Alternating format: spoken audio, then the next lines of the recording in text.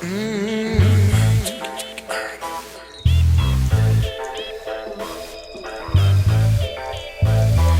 donde vengo yo. Good morning, good day, good evening, good night. This is Nolly Galore representing NollywoodForever.com. Today I'm going to review the movie Dr. Bello. Dr. Bello is a movie that's been talked about for ages now, particularly amongst Nollywood lovers because it stars Genevieve Nnaji. And if you follow Nollywood, you would know that Genevieve barely features in movies anymore. She's on Oprah, she's on CNN, but you will barely see her on your screen. So the two films that she's going to be in that are upcoming are Dr. Bello and Half of a Yellow Sun. So everybody is dying to see these movies, including me. Dr. Bello is a movie produced, written and directed by Tony Abulu. It stars Genevieve Nnaji, Isaiah Washington, Jimmy Jean Lewis, Stephanie Okereke. Those are the main characters. You also have, Vivica Fox. We can't forget Vivica because that's the Hollywood in the Nollywood. So then there were also other Nollywood favourites like Justice Isiri, Charles Inoji, Jide Kosoko, and Emma Ayalogu. That was the other one. So there were other Nollywood people in it, but they weren't as prominent. The ones that I mentioned first were the main characters. The movie was an hour and a half long, and it felt much longer. If you're sitting there thinking that's not a good sign, then you would be right. It is absolutely not a good sign when an hour and a half movie, a movie that lasts an hour and a half long, feels like forever, especially when you consider that I watch movies that are 5 and 6 hours long, as we know that occasionally does happen in Nollywood. So Tony Abulu is responsible for films like Back to Africa, Crazy Like a Fox and An American Dream. I haven't watched any of those films, but I have seen bits of Crazy Like a Fox, starring the video vixen Lola Love Monroe, who's also a rapper. And to be honest, I was not impressed at all. It was atrocious. Even knowing this beforehand, I probably would have still come to watch the film just because it had such a hype surrounding it. I would have just needed to see it for myself. Let me tell you briefly what the movie is about. Isaiah Washington plays a doctor called Michael Durant, who is treating a boy called Sam for cancer. On the home front, he's dealing with his wife's alcoholism, which is due to the fact that their daughter died 3 years previously. So the movie kind of starts, at the beginning of the movie, he's treating the boy called Sam, his wife's dealing with alcoholism, then the boy Sam ends up on life support, and as his wife leaves him because he's so caught up with work, she's had enough, she leaves him. So he's, at his lowest point, and a nurse at the hospital says that she can introduce him to this doctor called Dr. Bello, who can help him take Sam off life support. The nurse introduces him to Dr. Bello. He meets Dr. Bello. They speak, they get on, and I don't want to give away too much of the story, but he ends up in Nigeria searching for a miracle drug that Dr. Bello has information on to cure cancer tumours. So that's basically the long and short of the story. Let me talk first about what I liked about the film. It had strong themes.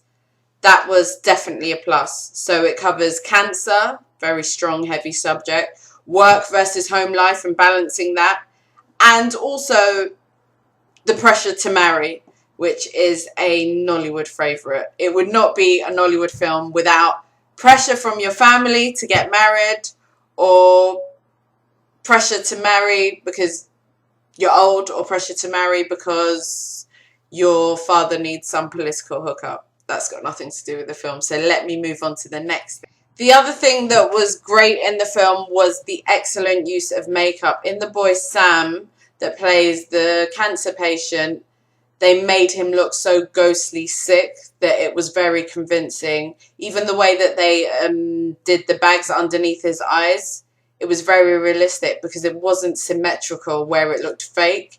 It was just very well done. The eyebrows, excellent. Couldn't fault it.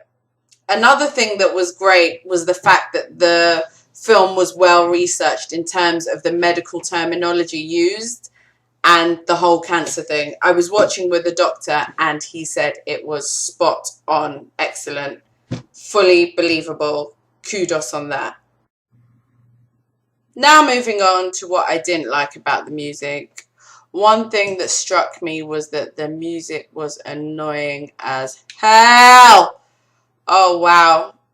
At some points I just wanted to rip my ears off. So imagine this, you have a hospital scene, you have people walking past each other in a corridor, a sick boy lying in the hospital bed, and then you have a loud symphony orchestra playing. It just didn't go. Throughout they had a lot of classical music playing and like loud piano chords, which it worked sometimes, but then a lot of the times it just didn't work. It was just inappropriate sometimes. And very annoying when they were doing that when people were speaking because you couldn't hear them. So the music would drown out dialogue and it would just make you want to pluck your eyes out and pull your ears off. Jimmy Jean Lewis was Dr. Bello. He was playing a Nigerian.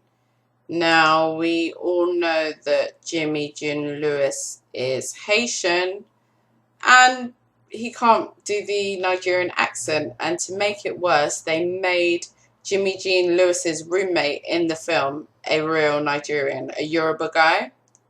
So people were more excited about that guy and the kind of language that he was using and the realness that he brought to it, that people were like stomping and clapping every time that guy started talking. People got excited in the cinema, but they were not getting excited for Jimmy Jean Lewis. It just wasn't believable, and it was just poor casting on their part. I get that they wanted to use someone with a big name, but why put him next to a Nigerian to make him look clearly like he is not?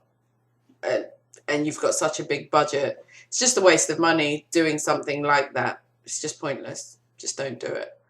Let me talk about Genevieve because I know that's what most people watching this will want to know about. Genevieve was in the film for not very long, so that was disappointing.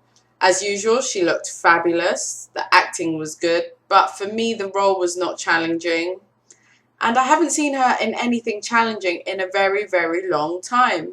When I'm thinking of Genevieve, I'm thinking of Sharon Stone, I'm thinking of Wind and Glory, I'm thinking of all these great roles that stretched her. And these are like typical Nollywood movies, not this big budget, doom, doom, doom, Hollywood type, whatever. So I just expected more and I did not get it. On the other hand, she is wearing very, very fresh outfits that will make you want to holler, girl, where you get that from? But apart from that, I was over it. By the time she even came on the scene, I was over the film. I wasn't feeling it, to put it quite bluntly. I was trying to, but after I left and I thought about it more and more, I started to dislike the film more. It's so sad to say, but I just was not feeling this film. As the film went on, it actually got worse and worse.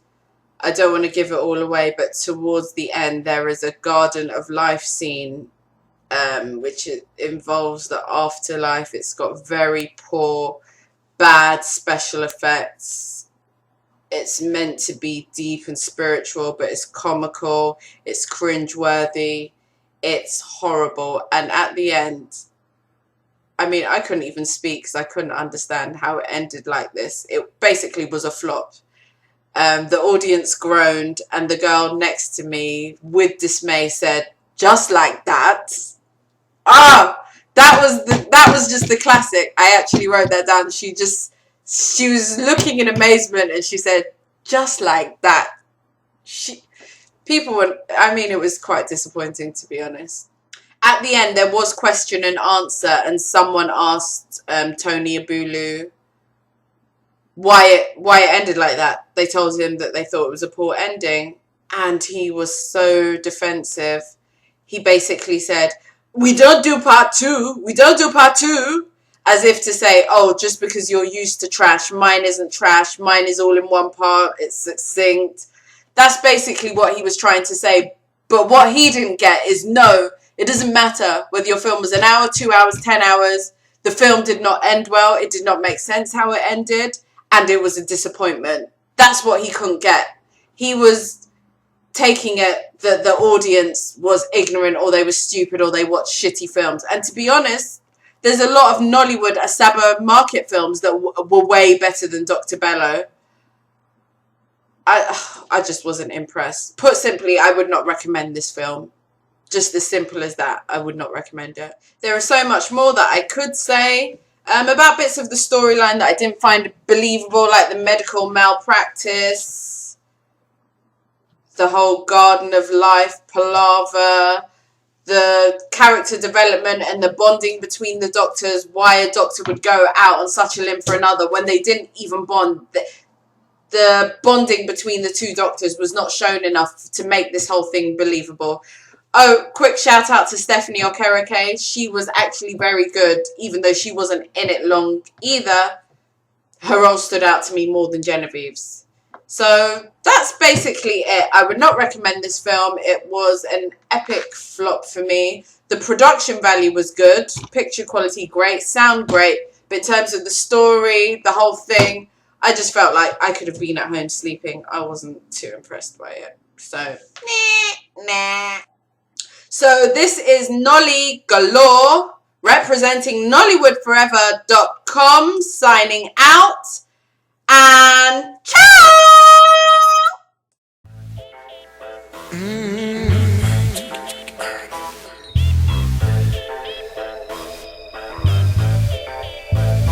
De donde vengo yo, la cosa no es fácil, pero siempre igual sobrevivimos. Vengo yo, de tanto luchar, siempre con la nuestra nos salimos. Vengo yo, y aquí se habla mal, pero